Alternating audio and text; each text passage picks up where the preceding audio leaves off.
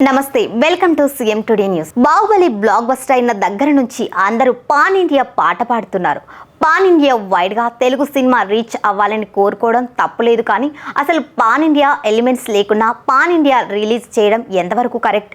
అలా pan India reach అవుతామని ఈ సంవత్సరం చాలా తమిళ సినిమాలు బొక్కబోర్లా పడ్డాయి. పాన్ ఇండియా సినిమా అంటే అంత ఈజీ కాదు. పాన్ ఇండియా వైడ్స్ ఆడియన్స్ని ఆకట్టుకునే కథ ఉండాలి, ఆడియన్స్ని ఆకట్టుకునే ఎమోషన్స్ ఉండాలి. అప్పుడే కథకు కనెక్ట్ అయ్యి సినిమా హిట్ అవుతుంది. అంతేకాని టాప్ డైరెక్టర్ అయినంత మాత్రాన, స్టార్ హీరోతో సినిమాలు చేసినంత మాత్రాన పాన్ ఇండియా వైడ్గా హిట్ అవుతుందన్న గ్యారంటీ లేదు.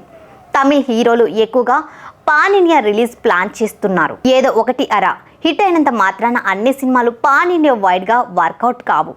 కమల్ హాసన్, శంకర్ కాంబినేషన్లో దాదాపు 25 ఏళ్ల తర్వాత భారతీయుడు 2 సీక్వెల్ చేశారు. ఎన్నో అంచనాల మధ్య పాన్ ఇండియా వైడ్గా రిలీజ్ అయిన ఈ సినిమా తమిళ్ తప్ప మిగిలిన లాంగ్వేజెస్లో జనానికి అస్సలు ఎక్కలేదు. భారతీయుడు లాంటి పవర్ఫుల్ స్టోరీని పనిగట్టుకొని సీక్వెల్ చేయడం, అది బలవంతంగా పాన్ ఇండియా ఆడియన్స్ మీద రుద్దడంతో సినిమా ఏమాత్రం వర్కౌట్ కాలేకపోయింది. రజనీకాంత్ సినిమా కూడా వర్కౌట్ కాలేదు. సూపర్ స్టార్ రజనీకాంత్కి నేషనల్ వైడ్గా ఫ్యాన్ బేస్ ఉంది. అలానే ఆయన చేసిన సినిమాలన్నీ హిట్ కావు. ఒకవేళ తమిళ్లో హిట్ అయినా రీచ్ అయ్యే కంటెంట్ లేకపోతే మిగిలిన లాంగ్వేజెస్లో వర్కౌట్ కావు. అలా భారీ స్టార్ కాస్ట్తో తెరకెక్కిన వెటయన్ పాన్ ఇండియా ఆడియన్స్ని రీచ్ కాలేకపోయింది.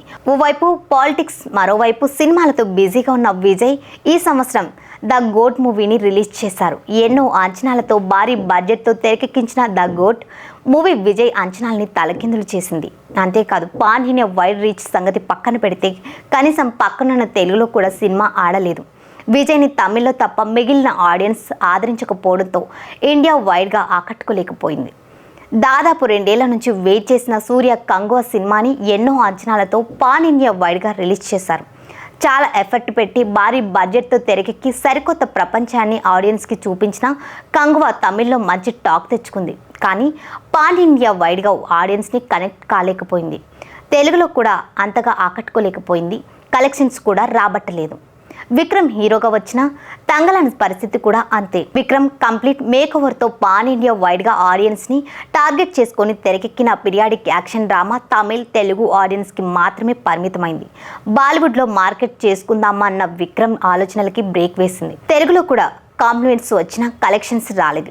ఇలా సంవత్సరం తెలుగు వాళ్ళను చూసి పాన్ ఇండియా సినిమాలు అంటూ తమిళ్ వాళ్ళు భారీగా చేతులు కాల్చుకున్నారు.